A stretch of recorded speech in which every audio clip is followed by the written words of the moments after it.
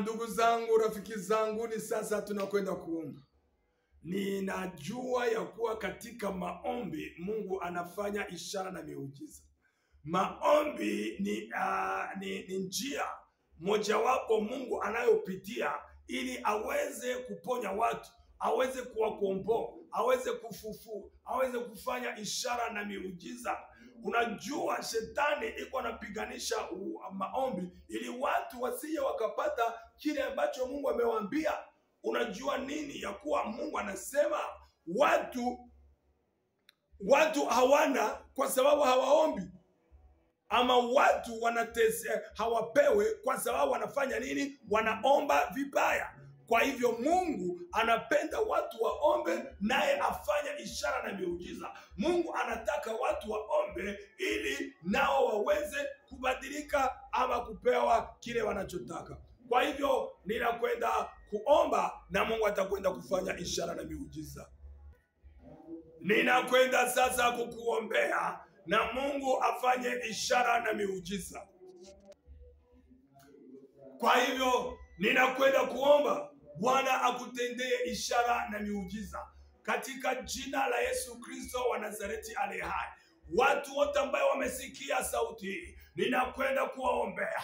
Mungu ashuke, neema ya Bwana ishuke, rehema za Bwana zishuke. Mtu yote anayohitaji mkono wa Mungu, hii ni saa ya kupokea katika jina la Yesu Kristo wa Nazareti aliye hai. Huyu Bwana aliyetoka mbinguni akaja akasema Roho wa Bwana iko juu yake ili ishara na miujiza zitendeke ndani ya maisha yetu. Ndio maana ninasema sasa, pokea. Sijui ni shida gani uko nayo, lakini magonjwa yote ya kifo uko nayo, hiyo magonjwa ninafunga.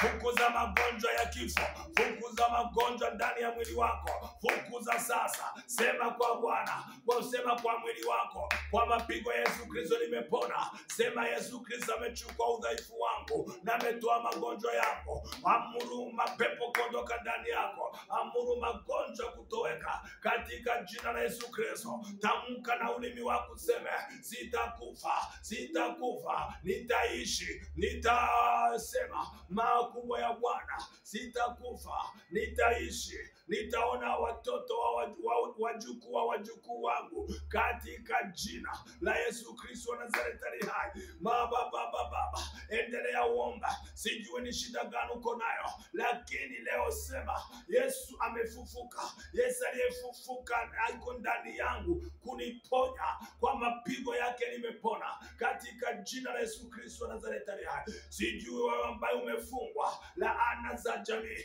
fukuza, vunja hizo laana.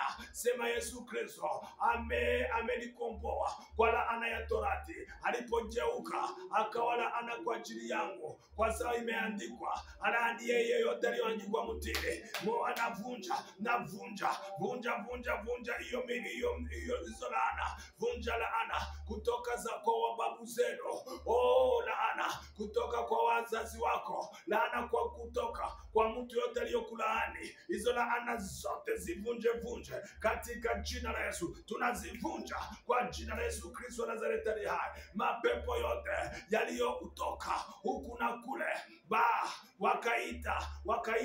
wakazipa nguvu kwa kuzitolea sadaka na kuambia kukutesa. Ninasema sahihi, funga hizo pepo. Yes, funga. Tumepewa nguvu na mamlaka ya kufunga watu wa mapepo na kuyatupa pahali pakavu. Ninafunga hiyo mapepo sasa ndani yako, ninayatupa pahali pakavu katika jina la Yesu Kristo wa Nazareti aliye hai. Saa hii ninasema waganga, wafumu, walozi, majini, mizimu, wote walioinuka kinyume yako na kukupiganisha, moto kutoka mbinguni wachome, moto kutoka mbinguni wachome katika jina la Yesu Kristo wa Nazareti aliye hai.